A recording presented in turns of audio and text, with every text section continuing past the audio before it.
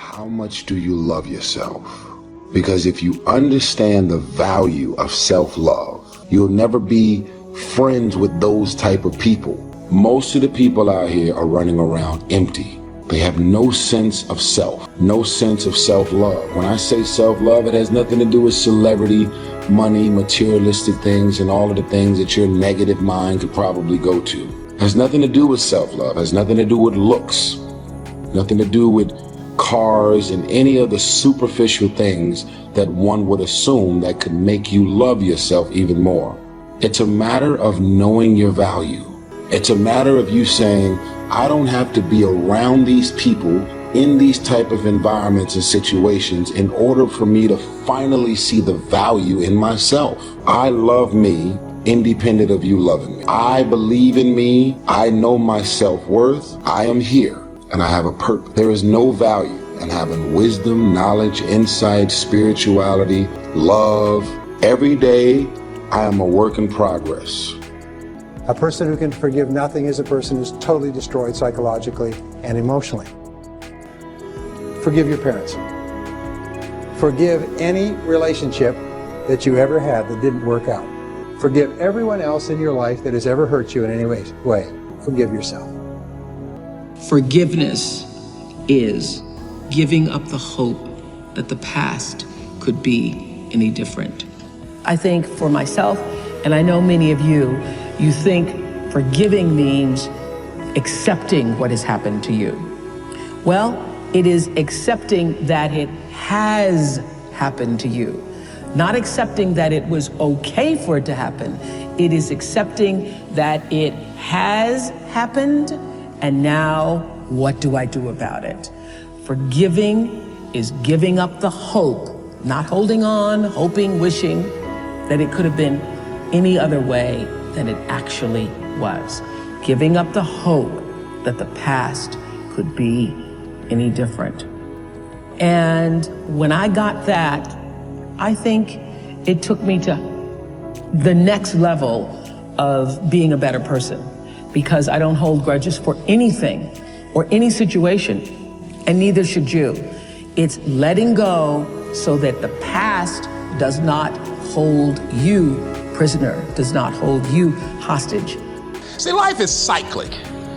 You're not, whatever experience you're having right now, it has not come to stay. It has come to pass. Not to stay, just to pass. It's just going through.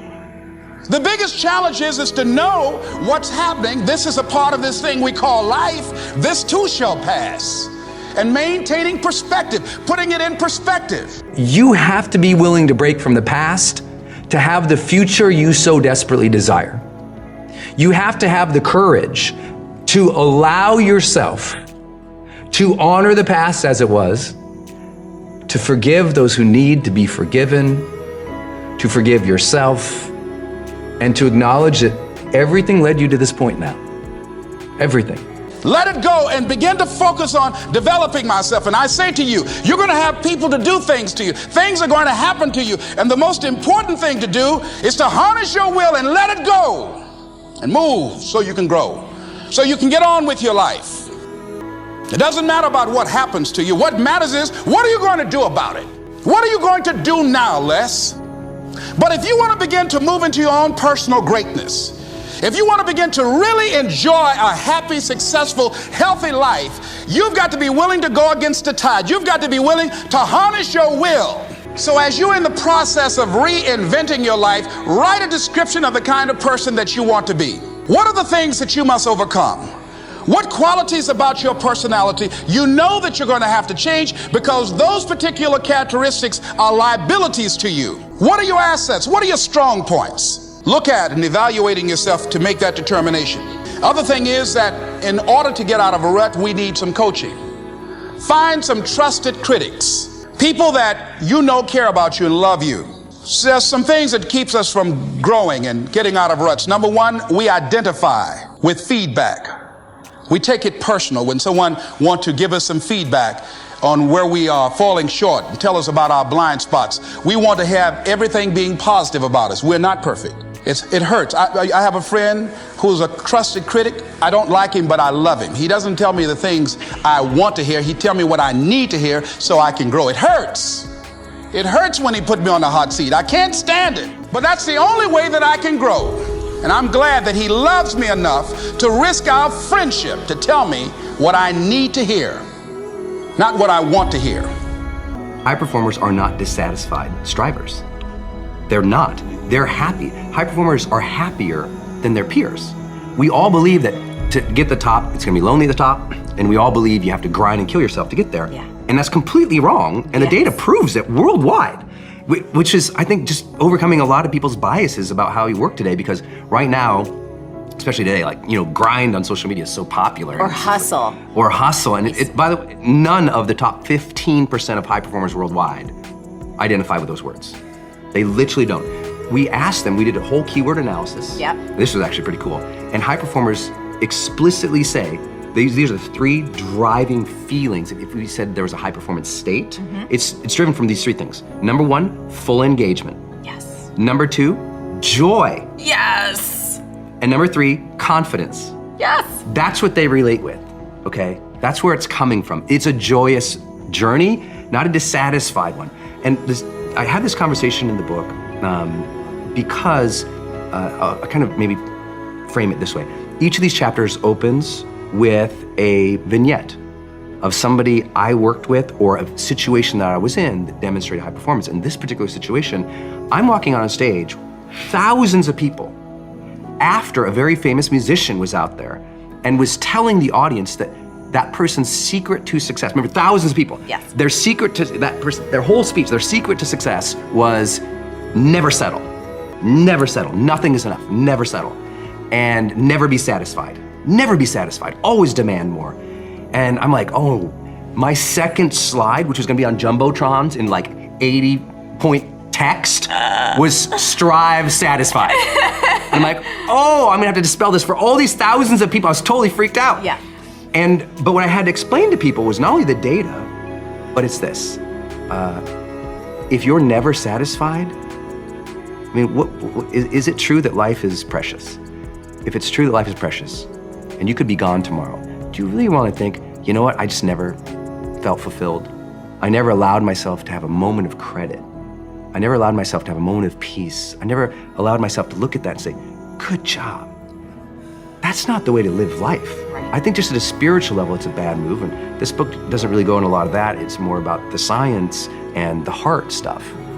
But I think it's really important that people realize your job is to strive satisfied. And if you strive satisfied more often, you will be more of a high performer. And if you never give yourself credit, you're always beating up on yourself, you're always thinking that's not perfect enough, then what's gonna happen? Dissatisfied people burn out and they quit more often than satisfied strivers. So take joy in the moment, engage with what you're doing, allow credit and satisfaction and joy to come in. You can always be improving. Of course. But be improving joyfully. Yes. And if you're improving joyfully, then you're learning, you feel curious, you feel engaged, the joy is there, you'll get more confident because you're like, I'm gonna learn through this anyway, this is gonna be great. Because you know this thing is all over social media right now, like, grind, work, whatever. And I'm like, it's popular, and I see why that happens, and I see why it's catchy. It's just not scientifically valid. Stop scaring yourself. How often do you terrorize yourself with your own thoughts?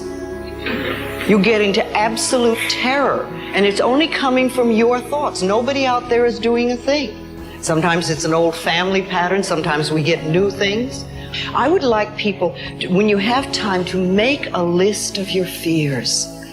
Make a list of your fears. And then give yourself the opportunity to turn each fear into a positive affirmation. Turn each one into something positive. And remember, always you are in charge. You are always in charge. See, one idle thought doesn't make a whole lot of difference. Thoughts are like drops of water. You drop a drop of water and it doesn't mean much. But if you keep dropping and keep dropping, you get a puddle on the floor, and then you can get a little pond and a lake, And finally, you can create an ocean.